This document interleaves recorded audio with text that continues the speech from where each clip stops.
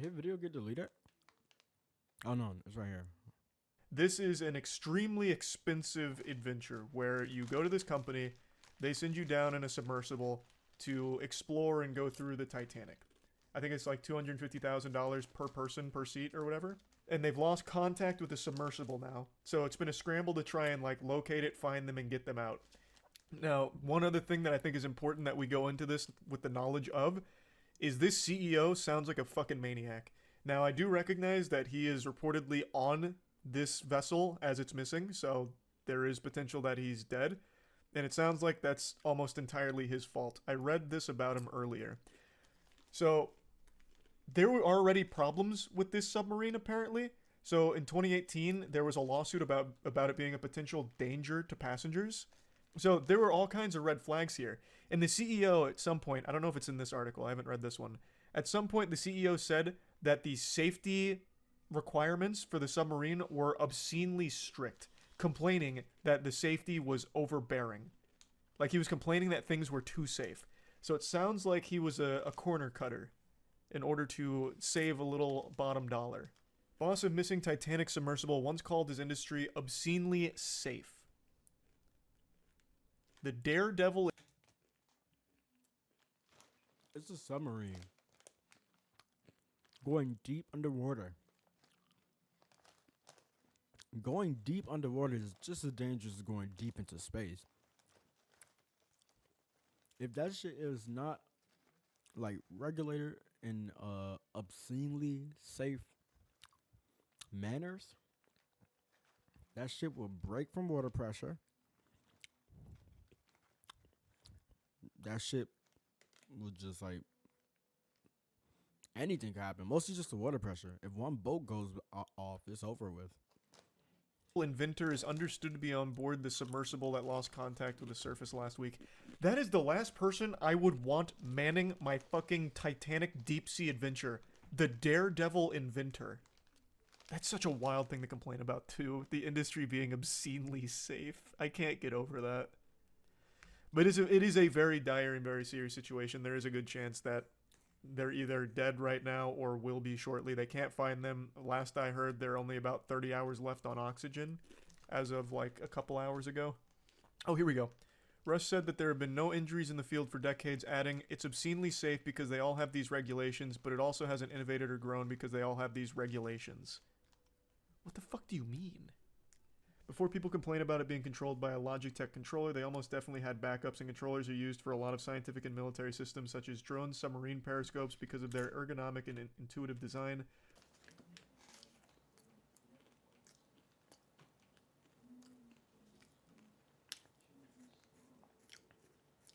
We got a new update. They're dead. No big surprise. This morning, an ROV, or remote operated vehicle, from the vessel Horizon Arctic discovered the tail cone of the Titan submersible approximately 1,600 feet from the bow of the Titanic on the seafloor. The ROV subsequently found additional debris. In consultation with experts from within the Unified Command, the debris is consistent with the catastrophic loss of the pressure chamber. Upon this determination, we immediately... Didn't I say it? Didn't I say it? It was the fucking pressure. They had a faulty pressure chamber, and the water pressure broke the goddamn submarine under the fucking Walmart great value goddamn pressure chamber. I knew it. I said it. There was no way that shit just sunk to the bottom and just stopped operating. Using a fucking Walmart submarine, yeah, that shit is going to break under the extremely strong water pressure of the ocean. I don't know what banking they heard, but I'm pretty sure they were long gone before they heard the banking. Oh my god. James Cameron actually said something about this. This is hilarious. Speaking of James Cameron, another person closely familiar with the Titanic is the director, James Cameron himself, along with his Oscar-winning movie. Mr. Cameron, I understand you've made a number of dives to the wreckage site, too. Just give us your sense on what you're feeling right now, looking at these images of the shipwreck that you studied so closely, and now hearing that another tragedy has been tied to the same area. Well, I've been down there many times, and I know the wreck site very well, as does my friend Bob Ballard.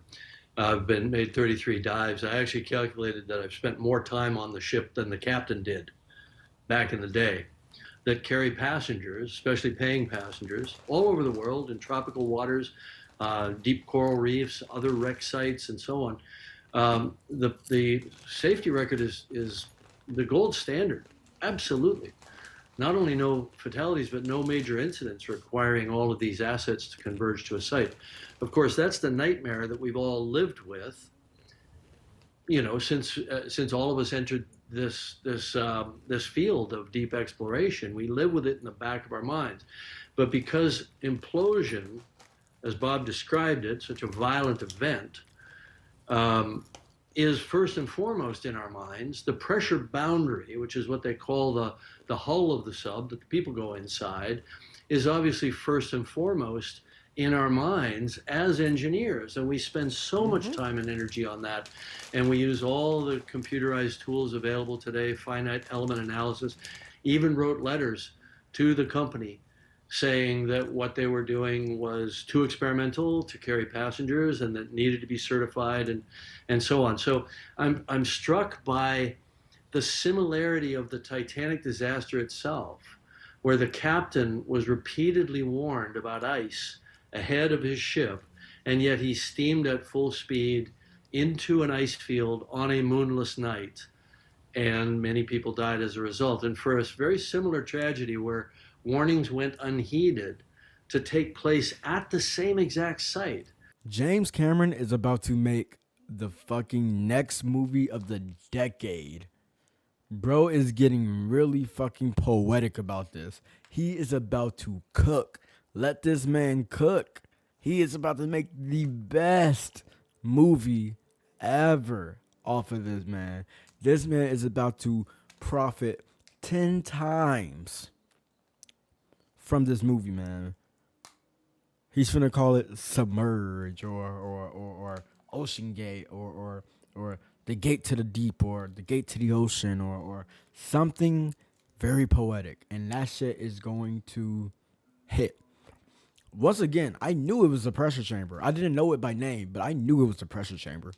There's no way they built that cheap ass submarine and they didn't pressure test it. How aware were you of those concerns and those risks before you went down? And is there anything that should be done when it comes to safety in the future? Look, The safety is fine. The safety is fine. There's nothing wrong with the safety regulations. As JC himself just said, for decades, there has never been any deaths or even any major tragedies like this. The safety is fine. The issue is the greedy motherfuckers who want to cut corners, skip regulations, and fucking buy a Walmart value submarine. That's the issue.